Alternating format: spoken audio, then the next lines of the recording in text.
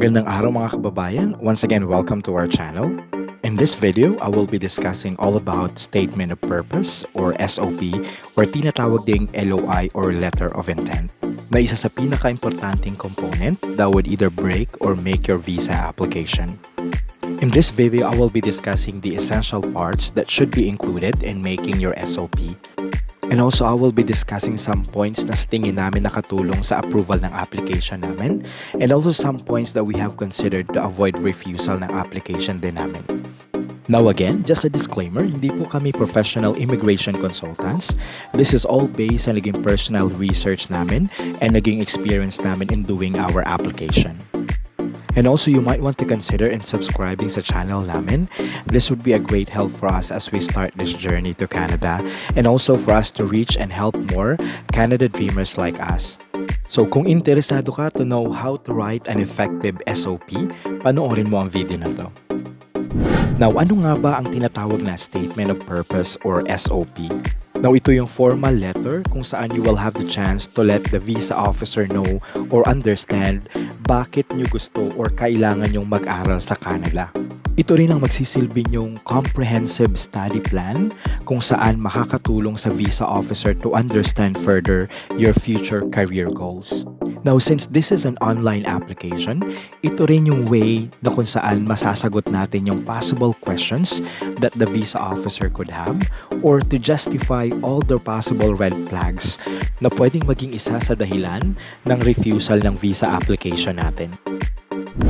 Now, for the first part, you need to introduce yourself along with your common law partner or spouse or along with the kids if this is a family application. Now, you also need to mention yung details ng course na kukunin nyo, like the school, the program itself, the intake, start of the class, or even co-op if this is applicable on your application. Now, along with that, you may mention your educational background, such as your date of graduation or the highest educational attainment or degree that you may have, and also the current and previous work experience. Now, that should include job responsibilities, how many years you have been employed, and yung positions na hinahandle nyo or hinandle nyo, just to emphasize your skills and experience as well. Now, in this part, it would make sense if you would only include the work experience na may relevance sa program or course na kukunin nyo. Now, if you're currently unemployed, that's perfectly fine. You just need to mention your previous work experience kung meron and explain mo kung bakit unemployed ka. Now, you may want to mention kung ano yung ginagawa nyo ngayon if you're like managing your own business or simply nag-aalaga ng pamilya. Now, after that, dito na papasok yung explanation nyo why you decided to pursue further studies. Now, it can be because gusto mo ng career advancement or a career change perhaps, or simply you just want to start a business.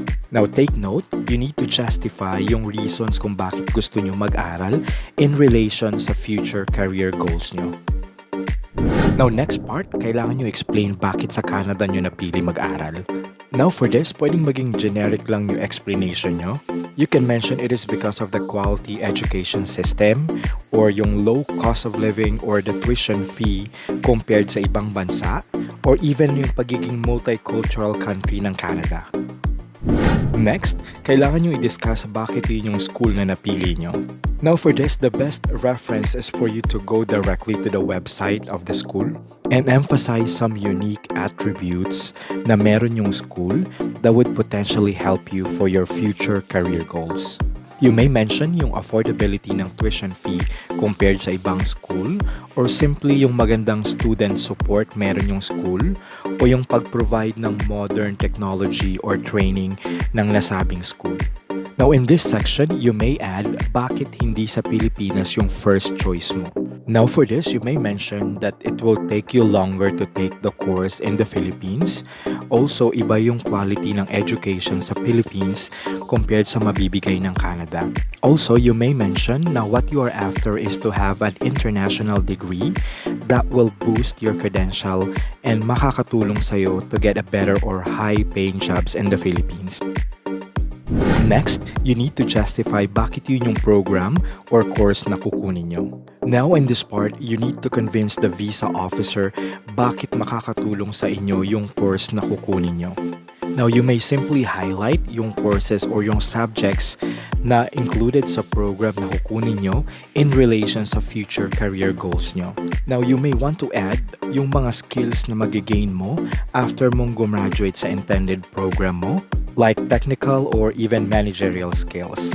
And you may further emphasize yung advantages na mabibigay ng program in connection sa future career goals mo, like career advancement or even career change, or kung anong matutulong sa'yo for you to successfully start up a business.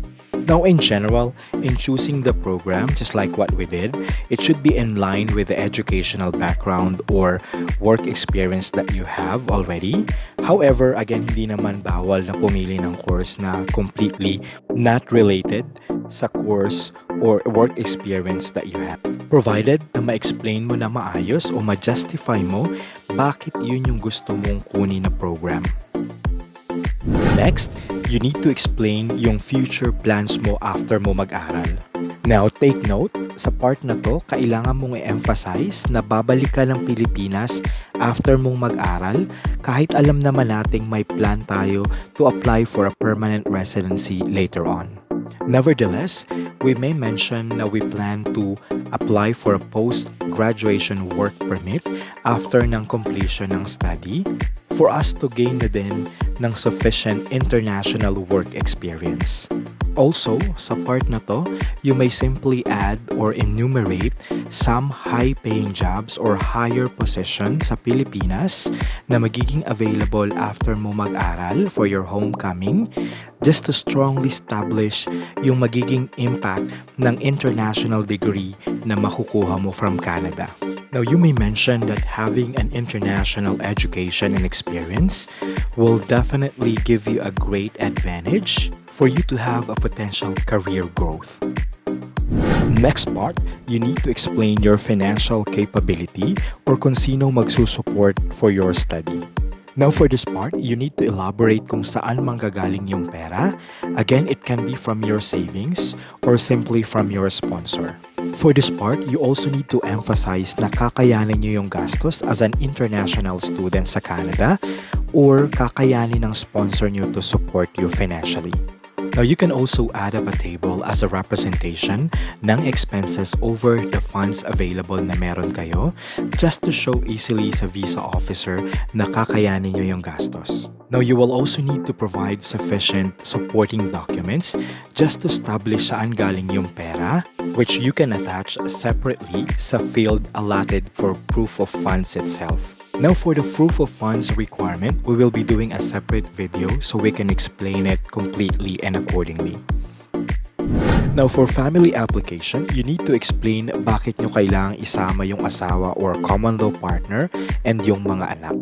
Now, you may mention that they would be your physical and emotional support or simply an inspiration while you are studying. You may also mention how long you've been married just to establish how strong your relationship is and how much you need to be together. On the other hand, if OFW kayo, it might be a strong point as well for you to have no more long-distance relationship and that you will be together in Canada. Now, you may want to keep it short as you really need to focus more on your study plan.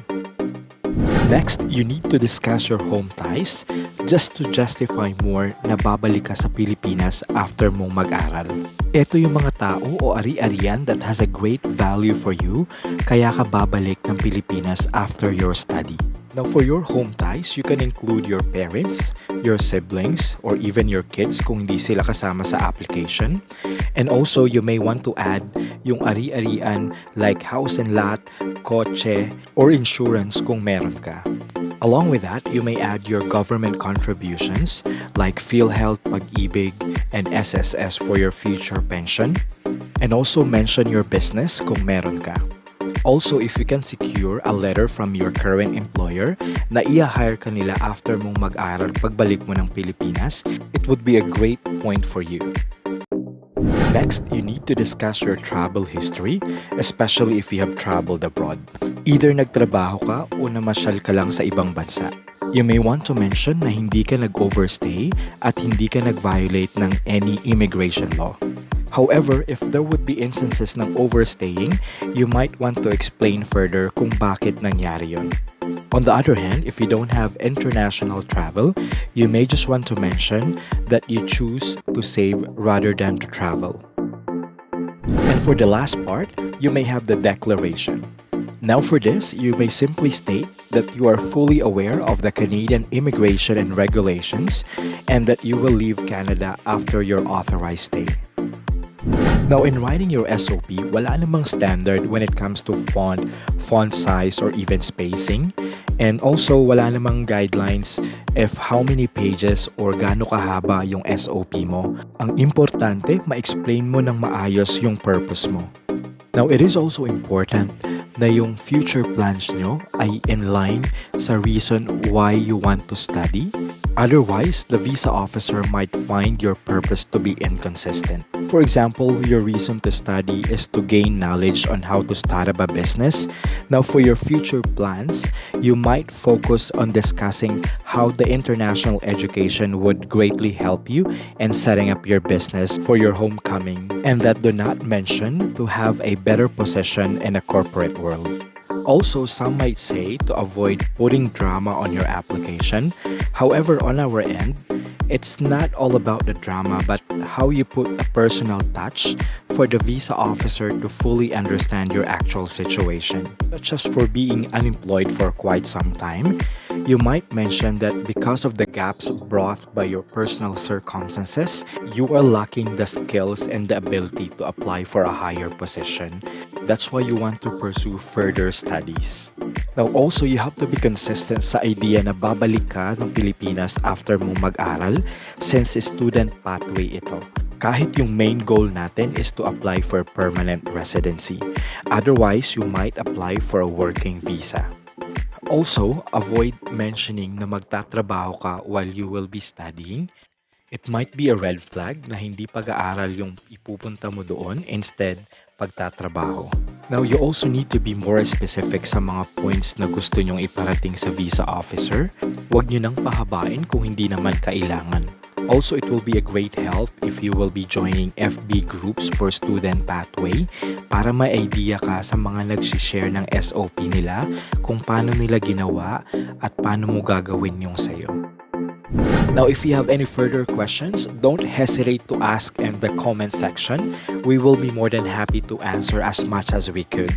And please do click on the subscribe button para updated ka sa mga susunod na video namin. So hanggang dito na lang. Thank you for watching.